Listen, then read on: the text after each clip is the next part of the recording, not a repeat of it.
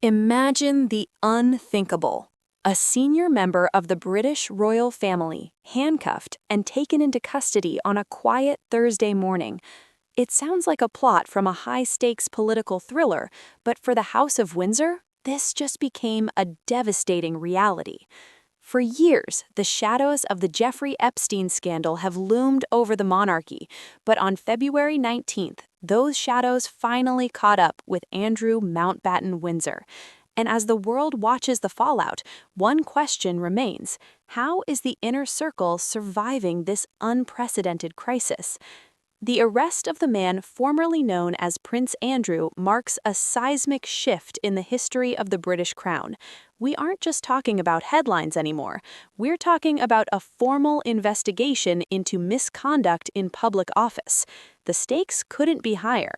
But pay close attention, because the real story isn't just the arrest, it's the calculated, icy response from King Charles and the future of the monarchy, Prince William and Kate Middleton.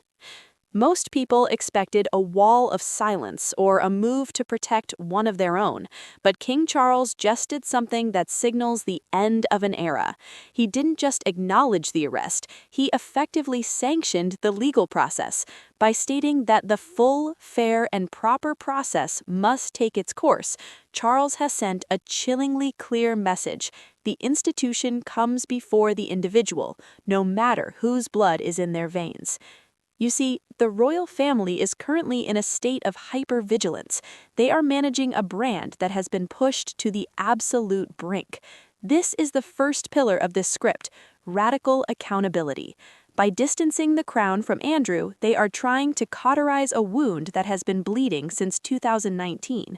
They are showing the public that in 2026, the era of protection is over, replaced by a wholehearted support for the authorities.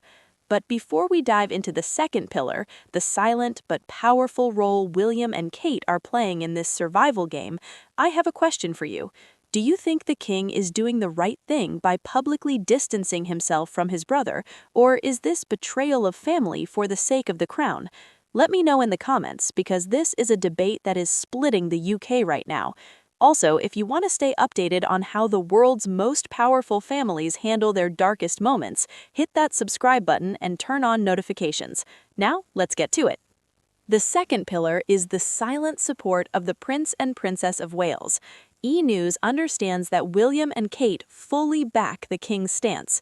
While they aren't the ones making the speeches, their presence is the pacing valley in this high-intensity drama, the calm, stable figures that reassure the public while the king handles the legal storm. They are the faces of the future, and their alignment with Charles proves there is no internal rift when it comes to Andrew's fate. Look at how the flow of information is being handled.